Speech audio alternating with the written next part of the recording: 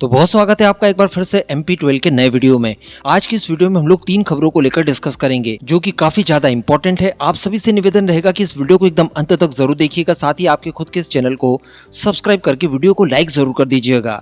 देखिए, पहली खबर की अगर बात की जाए तो ये ब्रह्मोस 2 से जुड़ी हुई है। मैं आपको बता दूं कि भारत और रशिया के बीच में ब्रह्मोस 2 को लेकर बातचीत अगले राउंड तक पहुंच चुकी है और बताया जा रहा है कि भारत रशिया दोनों ही इस प्रोजेक्ट को बहुत ही जल्द हरी झंडी दे सकते हैं। जी हाँ, इसके तहत 1500 किलोमीटर रेंज वाली 5 से लेकर 7 मैक की रफ्तार से उड़ने वाली और अटैक करने वाली ब्रह्मोस 2 नाम की हाइपरसोनिक मिसाइल तैयार की जाएगी, जो कि रशिया की ओरिजिनल जिरकॉन हाइपरसोनिक मिसाइल के आधार पर बनाई जाएगी। इसके कुछ हिस्से रशिया की तरफ से तो कुछ हिस्से भारत की तरफ से दिए जाएंगे। तो लेट्स सी कि इसको लेकर ऑफिशियल डील कब साइन होती है। अगली खबर की अगर बात की जाए तो ये खबर सीधे जुड़ी हुई है हमारी ध्वनि हाइपरसोनिक मिसाइल को लेकर। जी हाँ, IDRW की एक नई रिपोर्ट में बताया ये जा रहा है कि ध्वनि हाइपरसोनिक ग्लाइड व्हीकल आने वाले महीनों में परीक्षण के लिए पूरी तरह से तैयार है और इस बात की घोषणा खुद अनिल कुमार जी ने की है, जो कि DRDO की एडवांस सिस्टम लेबोरेटरी, जिसे कि ASL के नाम से भी जाना जाता है, उसके एसोसिएट डायरेक्टर हैं। हाल ही में इन्होंने टेक्नोलॉजी ब्रीफिंग के दौरान उस टाइमलाइन का खुलासा किया जिस दौरान ध्वनि हाइपरसोनिक ग्लाइड व्हीकल का परीक्षण किया जाएगा, जिसमें उन्होंने स्पष्ट किया है कि आने वाले कुछ ही महीनों में इसका परीक्षण किया जा सकता है। साथ ही उन्होंने ये चीज भी शेयर की कि इस साल की शुरुआत में ही इस मिसाइल का जो हाई लेवल मॉडल था वो पूरी तरह से तैयार कर लिया था और इस दशक के अंत से पहले यानी वर्ष 2030 से ठीक पहले यह हाइपरसोनिक मिसाइल पूरी तरह से तैयार होगी उपयोग के लिए और जिन भी प्लेटफॉर्म से इनका इस्तेमाल किया जाएगा उनके अंदर इसका इंटीग्रेशन कर दिया जाएगा।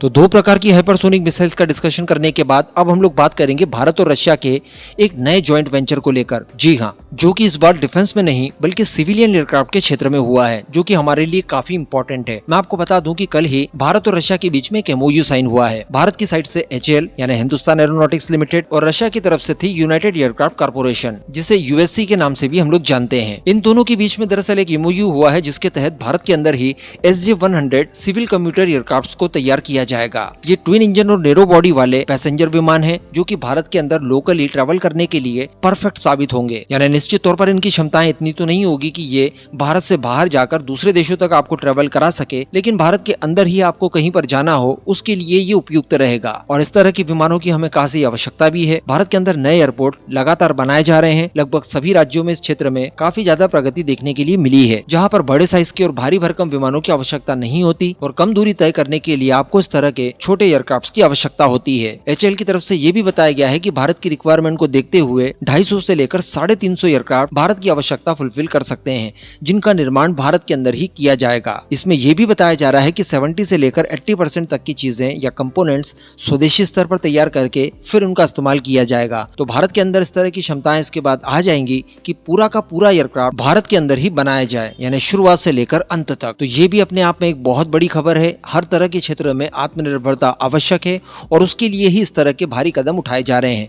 इन तीनों ही खबरों को लेकर आपका क्या मानना है नीचे कमेंट करके जरूर बताइएगा।